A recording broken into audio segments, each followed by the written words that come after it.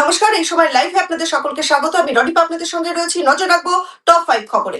প্রথম খবরে তৃণমূলের কাউন্টিং এজেন্টদের নিয়ে ভার্চুয়াল বৈঠক। ভোট গণনার আগে তৃণমূলের সমস্ত কাউন্টিং এজেন্টকে নিয়ে ভার্চুয়াল বৈঠকে বসতে চলেছেন অভিষেক বন্দ্যোপাধ্যায়। শনিবার বিকেল 4টের সময় ডাকা হয়েছে এই বৈঠক। সূত্রের খবর বলছে রাজ্যের 291টি কেন্দ্রের দলীয় কাউন্টিং এজেন্টদের উদ্দেশ্যে বার্তা দেবেন অভিষেক বন্দ্যোপাধ্যায়।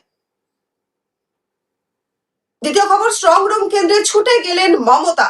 রাজ্য পুলিশ নিজেদের দায়িত্ব নিজেরা পালন করতে না পারলে তাদের দোষ, তাদের ব্যর্থতা। কারসাজি হচ্ছে, পোস্টাল ব্যালট এদিক ওদিক হচ্ছে, সিসিটিভি ফুটেজ দেখে এসেছি।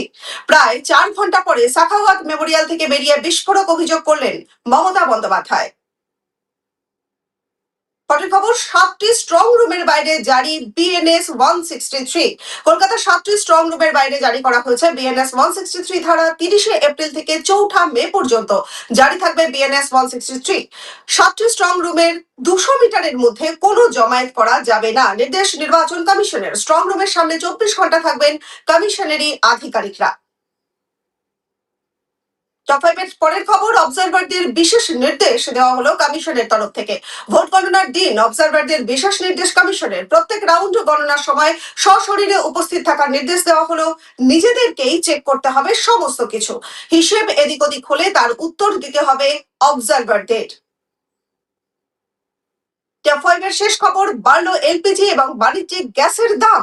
ভোট মিটতেই বাড়লো এলপিজি এবং বাণিজ্যিক গ্যাসের দাম। 1 মে থেকে প্রতি লিটার এলপিজির নতুন দাম 89.45 টাকা। এক লাফে 6 টাকা 44 পয়সা দাম বাড়লো অটো এলপিজির। বাণিজ্যিক গ্যাস সিলিন্ডারের পিছু দাম বাড়লো 993 টাকা। 19 কেজি সিলিন্ডারের দাম বেড়ে দাঁড়ালো 3202 টাকা।